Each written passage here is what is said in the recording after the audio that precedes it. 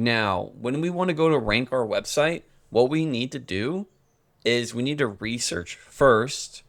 We want to go look and see what's currently ranking and who's actually ranking first so that we can get the data that we need to know what Google thinks are the current ranking factors for our search term in our area, right? So it's going to tell us what current ranking factors to use, and it's also going to tell us how much of each of those ranking factors we want to use. Then, once we go and figure that out, we just want to average it. And then we want to be slightly better, like 5% better than our competition. And that's how you. So, what we're going to do is we want to go and look at who's ranking right now in search. So, we're going to study what's currently ranking. We're going to follow some of what people tell us to do to rank, but we also want to make sure that we're keeping things like relevant to our search term, because not all of what people say it takes to rank is applicable to every single area, right? And so some of the ranking title tags in Florida that we found were these right here. So we got tile and flooring installation company in Pensacola, Florida.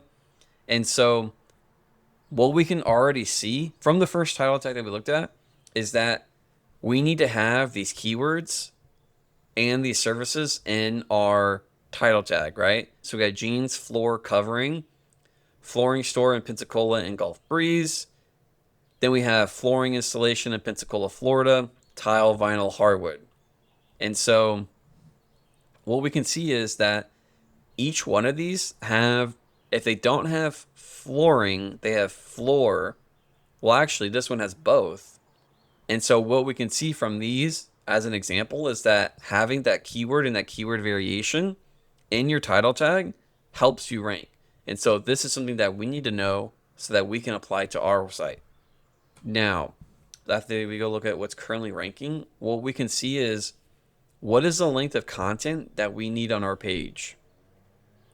So what we can do is we can go and see from the top 10 ranking pages, how much content do they have on their page? And then what we can do is we add that all up, divided by how many pages we have, and then we have the average amount of words or the average amount of content we need to have on our pages, right? And so when we went and did this for Florida for flooring contractors, we found that your target, you want to be around 1,300. And then you want 254 sentences. And the reason for this is that more often than not, a 400 page is not going to outrank a 1,500 word page. So we need to make sure that we're covering the topic fully when we go to create our content for these pages. So just a little recap. We need to study the pages already ranking. That's our blueprint. That's going to tell us what it takes to rank. Then we want to average them out.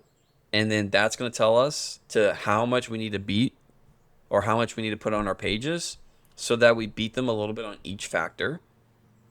Our target keyword is going to be from 1,350 to around 1,600 words per page. And what we need to make sure is that we have the depth of content covering the topic. These 400 to 500 word pages are just going to lose. They're not going to rank.